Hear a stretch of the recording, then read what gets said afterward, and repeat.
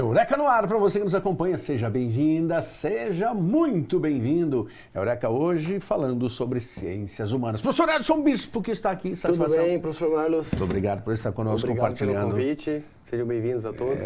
Vamos a esse papo sobre as ciências humanas. Maravilha. E, na verdade, Enem em nossa retina, né? Então, para quem está nos acompanhando agora, para ver a atualidade desse espaço também, como é que você percebeu, como chegou para ti a prova de Ciências Humanas do Enem 2023, professor Bispo? Uma prova que segue o padrão das outras, né? Sem muito conteudismo, que é aquilo que a gente sempre fala em sala de aula, né? Não basta decorar, ter posse de todo o conteúdo, mas a capacidade de interpretação, né? Mas foi um Enem que teve uma grande diferença, uma diversidade de textos e de assuntos muito maior do que existiu em anos anteriores. Professor Bispo, deixa eu lhe fazer uma pergunta, começando o nosso programa de hoje. Você tem consultório clínico? Você atende como médico, professor Bispo? Não. Por quê? Porque a minha especialidade é dar aula, né? Ah, tá. Então você não tem essa especialidade? Não tenho. Então você não abriria um consultório e clinicaria? Não. Capacidade odontológica você tem, professor Bispo? A ponto de fazer assim, abra a boca que eu quero... Não tem essa capacidade? Não tem. Também não.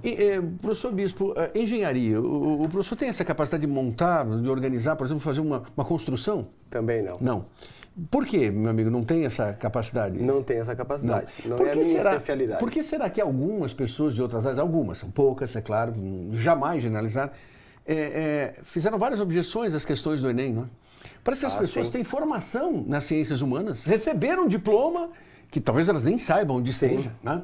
E saíram por aí bombardeando as questões, porque tem isso e tem aquilo. Aí eu fico me perguntando qual é a capacidade técnica mesmo desse indivíduo. Sim. Alguns deles, inclusive, não conseguem sequer escrever a palavra Enem de forma correta. Não tem essa capacidade, talvez porque é difícil, são 4 letras. E aí eu entendo não ter essa capacidade para escrever, né, necessariamente. Eu compreendo. É um engano, um equívoco. Eu entendo, é um equívoco.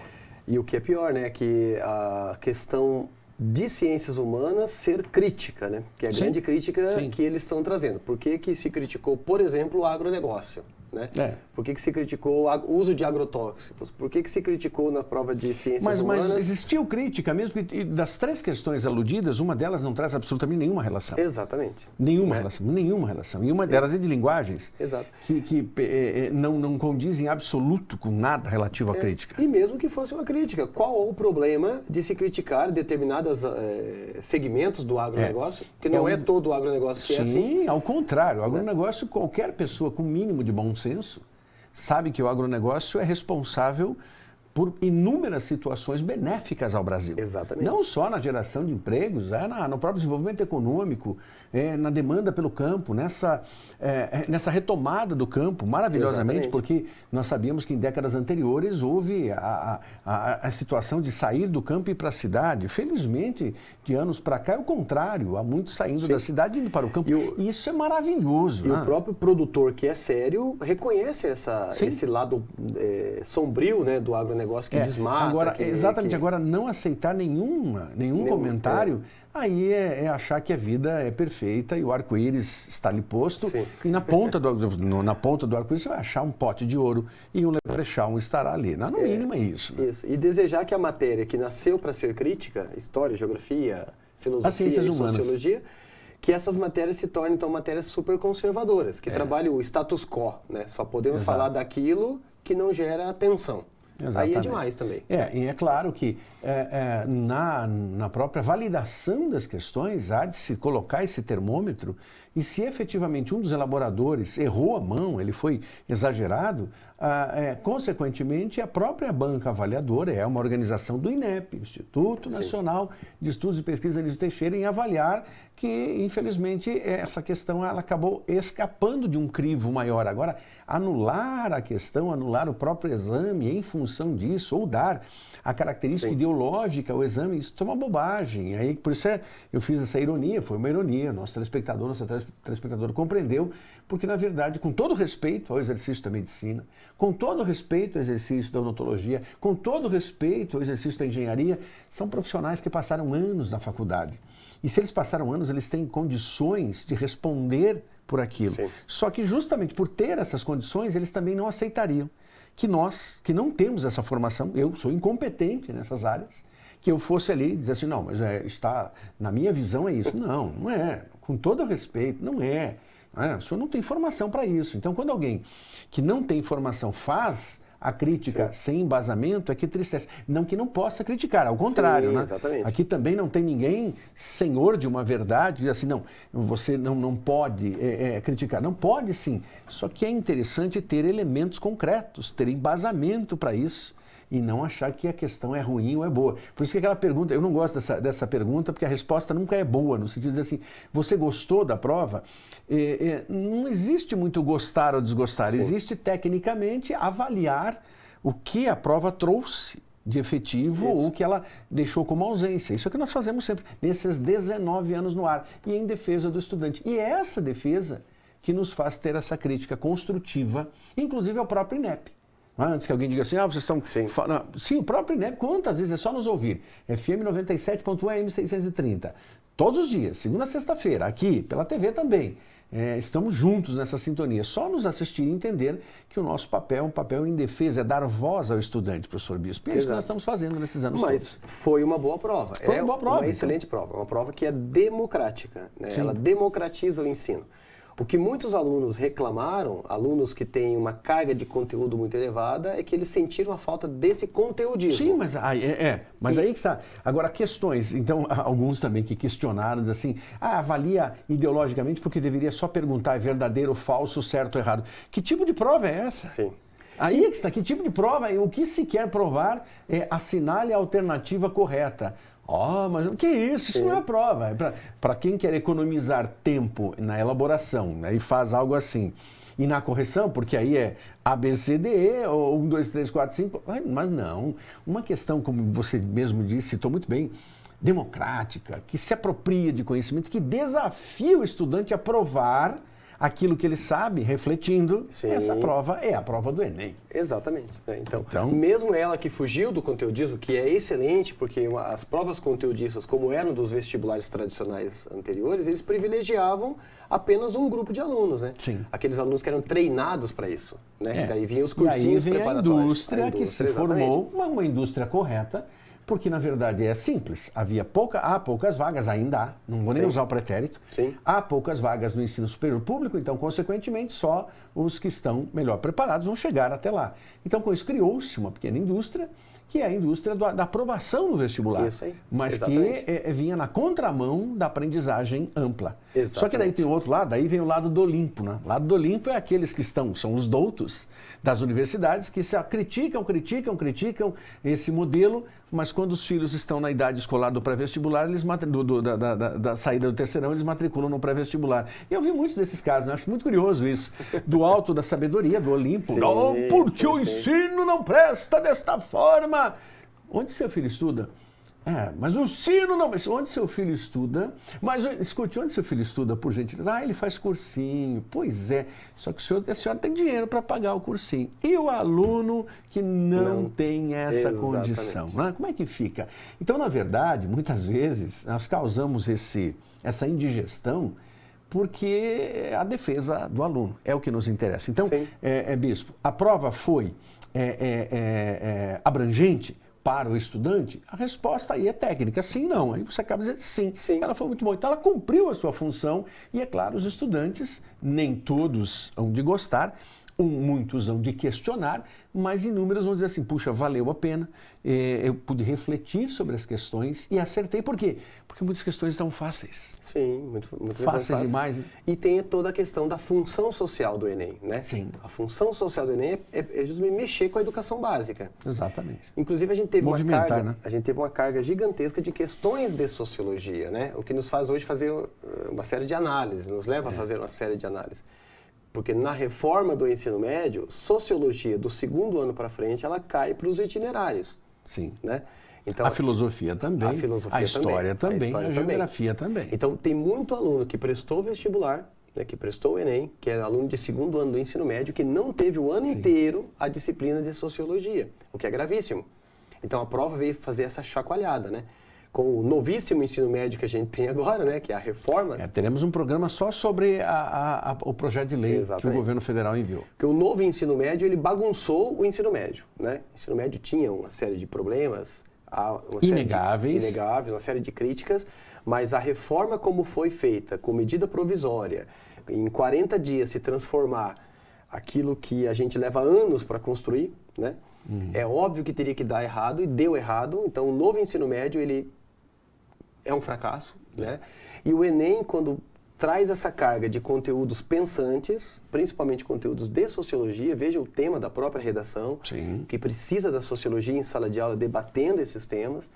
Então o Enem vem mexer agora com essa estrutura. Então os colégios precisam rever, o novíssimo ensino médio vai rever isso e todas as matérias voltam para a base. Voltamos a ter 2.400 horas e com todas as disciplinas, né? Exatamente. Só que isso só ocorrerá nos idos de 2026. Até lá, nós teremos a marginalização dessa garotada que já está no ensino médio, fechando o ensino médio, e aqueles que entrarão no ensino médio em 2024, em 2025, oxalá não em 2026. Tá? Exatamente. Então nós teremos pelo menos 3 ciclos, 9 anos de ensino médio voltados a essa situação. Mas, meu bom amigo, você trouxe material, nós temos que fechar o bloco daqui a pouquinho, mas dá para mostrar alguma coisa. O que você trouxe de material? Vamos lá. Dá o para projetar nosso lá pro amigo aluno, Eduardo tá coloca olhando. para nós, Isso aí, beleza, passa mais sociologia. uma tela. Isso, coloca para nós. Enem 2023, Questão o perfil fresquinha. da prova inovadora, diversidade muito grande de textos, Prova interpretativa. interpretativa com assuntos gerais, habilidades diferentes,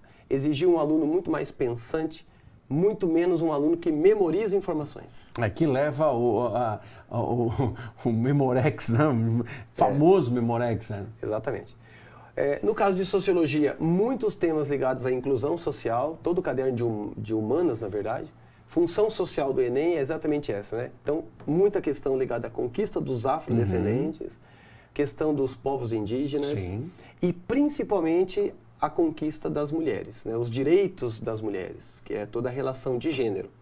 E aí eu preparei algumas questões para a gente falar exatamente Então nós vamos desse chamar tema. o intervalo. Não, vamos dessa primeira, Edu, nosso bom amigo, vamos chamar a primeira questão, mas só para olhar ali, a charge.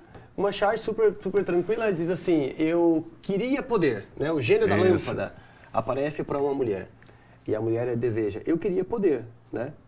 Na segunda, na sequência... Lembrando só para você, que é nosso telespectador, telespectadora, você é estudante, é uma tira, hein? Tira. Exatamente. Tirinha horizontal. Você conta ali, 1, 2, 3, é uma sequência, isso é tira. Fosse quadrinho, ela viria normalmente na vertical. E em sendo uma charge, entenda, a charge é uma imagem só. Então você não pode chamar aquilo como charge, certo? Perfeito. Não pode. Volta para ela, Edu, por gentileza, meu nobre amigo, por favor. Então, volta para Bendita, aí. Primeira tira, um gênio da lâmpada aparece para uma mulher. Um desejo, eu queria poder, né? Segunda, a sequência da tira. Que poder é esse? Né? Então dela Que vem poder lá. é esse? Superpoderes, super-heroína. Você quer se transformar em que, Em necessariamente? quê? E aí ela diz, não, poder político. Aí, Né? Olha aí, que poder fantástica político. essa tira, Pois né? justamente. E aí a charge ilustra a sequência da questão, né?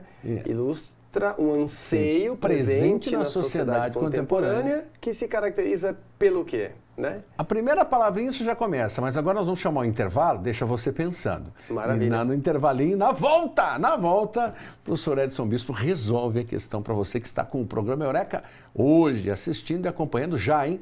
Imediatamente questões do Enem 2023. Nós já voltamos, o intervalo é rapidíssimo.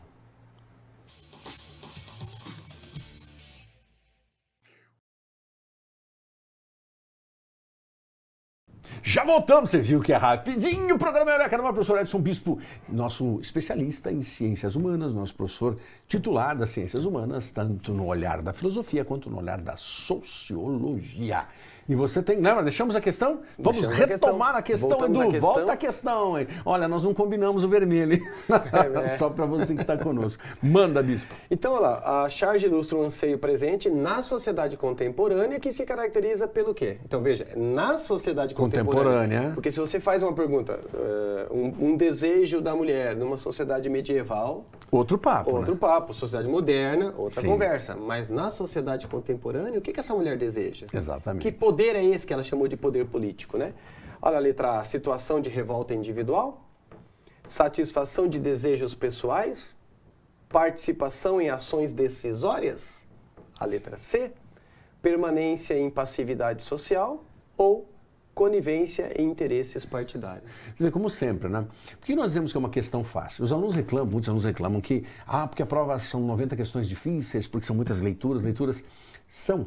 E é indispensável ter lido a tira, Sim. não é, Bispo? É indispensável. Sim. Mas você já percebeu que só pela leitura das 5 alternativas, 2 você já jogou fora e nem fez força, porque são ilógicas? Né? Sim, exatamente. Volta para nós, por favor, Edu, volta para nós, por gentileza. Isso, volta a telinha para nós. Exata, maravilha, amigo, maravilha. Passando mais uma tela, então só para aparece daí ali a alternativa para a gente, ó. Isso, pode passar a próxima. Olha aí, ó. Tá ali, então, não tem jeito. Quais duas nós eliminamos? Bom, primeiro, a D. Talvez seja, se fosse para eleger, a pior de todas. Sim, passividade. Permanência em passividade social. É isso que você pediria a um gênio de uma lâmpada? Não, né? Mas se você estivesse dormindo. Conivência e interesse partidário. De que maneira? A letra A também, né? Ó, situação de revolta individual. Né? Eu pediria esse desejo, né? Não, ser ou não ser, essa questão. Será que alguém poderia marcar satisfação de desejos de pessoas? Pode ser que alguém dissesse assim, não, mas aí é que é interessante, né, Bispo? Alguns alunos, eles querem pensar mais do que a própria questão. Sim. E talvez um aluno super capaz tenha errado essa questão, porque ele vai assim... De tão fácil e objetivo que era? Não é muito fácil. Não, a resposta correta tem pegadinha. Tem pegadinha! Satisfação, claro que é um satisfação. E ele joga essa, não que ele não saiba. Sim. Ele é um aluno muito bem preparado. Porém, ele não atinou para o fato de que não tem algo maior, que não são os interesses individuais, e sim o aspecto coletivo. Por isso a resposta certa, a alternativa C. Exato, alternativa C. E toda a questão do direito da mulher. Pegando o tema da própria redação desse Enem, a gente vê como que o Enem trabalhou toda essa questão dos direitos femininos, né? Da igualdade de gênero, da luta da mulher pelo mesmo direito que o homem. Exatamente. Então, por isso, um poder político. Porque primeiro a mulher luta pelo direito ao voto. Né, os movimentos sufragistas. Teve que fazer isso, exatamente. Depois ela luta pela conquista do mercado de trabalho. Sim. E finalmente ela luta pelo espaço, continua a mesma luta hoje, pelo espaço nos processos de decisão políticas. Né? Agora que a gente tem a lei de cotas partidárias que obrigam os partidos a ter uma quantidade de vagas destinadas a mulheres candidatas. Sim. Né? Mas mesmo na questão da eleição ainda é muito precário, né? Com toda certeza. Dos 27 governadores que a gente tem hoje, a gente tem, se eu não acredito, acho que uma mulher. Uma mulher do Rio Grande do Norte. Exatamente. Então, governador do Rio Grande do Norte. Ainda a política nossa ela é muito patriarcal. Então, é uma questão muito boa, simples, fácil, assertividade máxima. Exatamente. Manda mais, meu amigo. Passa a próxima questão. para nós, por favor. A gente vai sempre nessa questão. Essa é um pouquinho mais longa. Essa muito bacana mais também. Boa, hein? Lei Maria da Penha. Isso. Né? Então ela dizia assim. Vamos dela ali, pode negar, né? Começa isso. assim. Negar o pedido por dinheiro indispensável para necessidades pessoais ou comprar bens usando o nome da pessoa sem o consentimento dela. Sim. Ameaçar o corte de recursos dependendo de atitudes pessoais. Esconder documentos ou trocar senhas do banco sem avisar. Ou ainda proibir a pessoa de trabalhar ou destruir seus pertences. As histórias são comuns, mas às vezes não são reconhecidas como abuso. Mas é uma das 5 formas de conduta contra a mulher previstas na Lei Maria da Penha. A Lei Maria da Penha, ela precisa ser reconhecida, sobretudo por você, moça, por você, moço. Quando eu digo moça, não significa só a mulher porque lhe atinge de perto, né? Necessariamente, porque ela pode, mais tarde, infelizmente, ter que usufruir dessa lei contra um parceiro ou mesmo uma parceira que, porventura, tenha, de alguma forma, lhe agredido nas várias situações. Mas é importante que todos os gêneros conheçam, e inclusive os homens, porque, é claro, ninguém gostaria que a sua parente ou a sua cônjuge, aquela que você declara amor, de alguma forma, necessariamente fosse vítima. Então, refletir sobre a Lei Maria da Penha, ter um olhar sobre a Constituição, ter um olhar sobre a Lei Maria da Penha, ter um olhar sobre o Estatuto do Idoso, conhecer o Estatuto da Criança e do Adolescente, conhecer o Estatuto da Juventude, são elementos que devem aparecer no cotidiano das ações na escola, não, professor Bispo? Exatamente. E a gente sempre associou a Lei Maria da Penha a uma violência física, né? O homem, o namorado, o marido que agride a sua esposa ou a sua namorada. Mas existem outras formas de violência. Verbal e essa que foi de passar os documentos, de você abusar economicamente, usar o nome da pessoa. Né? Então, tudo isso é uma agressão. É uma agressão. É uma violência, a violência pelo aspecto econômico, né? Sim, então, uma mulher com filhos, 3, 4 filhos, o homem trabalha fora, aquela divisão de gênero. Querida, cheguei, que é exatamente a temática de redação. Exatamente. Né? Tchau, querida, olha cheguei. Como que bate com a temática da redação. Então, essa mulher que é totalmente submissa, quando ela não aceita mais qualquer tipo de opressão, vem uma opressão maior, que é a opressão econômica. Sim. Como ela vai sobreviver sem esse marido que traz o dinheiro para casa? Né? De que maneira, então, né? Então, são as ameaças, né? Que é o que o texto acabou trazendo para a gente. Perfeito. Né? E ali o comando, né? Agora vamos para o comando. O que o comando traz para nós? O texto apresenta tipos de conduta sujeitos à punição, conforme previsto na Lei Maria da Penha, porque consiste em formas de... Olha só a primeira palavrinha, né? Para o nosso telespectador, para você estudante, para você professora que está conosco. A primeira palavrinha, ação, na alternativa A. A segunda palavrinha, desvio, na B. Na C, expressão, na alternativa C, expressão. Na D, a palavra violência. E na alternativa E, desentendimento. Agora é contigo, professor. Agora ficou super fácil, né? Então você vê como que essa é uma questão também de nível muito fácil, né? Porque o que está previsto no texto é uma forma de violência, né? Sim. Então você vê que a primeira palavra das 5 alternativas, em apenas uma aparece já a palavra violência, super tranquilo de se resolver. Violência patrimonial, sim, né? Por que é uma violência patrimonial? Porque envolve bens, envolve economia, envolve dinheiro, cartão de crédito. Isso deixa a mulher imobilizada. Totalmente Porque imobilizada. se ela tem uma dependência econômica, consequentemente, por mais que ela queira se libertar de uma situação de claustro, por exemplo, né, de restrição, a economia a mantém presa. Ela como se fossem grilhões, como se ela estivesse agrilhoada, algemada mesmo, e ela não pode sair porque ela vai dizer assim, então como é que eu vou sair? Ou como é que eu vou expulsar esta criatura da minha vida? Isso. E socialmente também todo o tabu, né? A gente fala assim, como que uma mulher não... Embora é um bom marido, é um bom pai, porque traz sustento para dentro de casa. Não. Né? Isso é uma parte do processo, que deve ser discutido em conjunto. Exatamente. É uma brincadeira que sempre fizemos. Eu gostei carregar muito, o piano. Exatamente. Eu gostei muito dessas duas questões, e tem mais duas para a gente comentar, se o tempo nos permitir, porque elas casam perfeitamente com aquilo que foi o tema da redação. Sim. Né? A invisibilidade desse trabalho dessa mulher como cuidadora, né?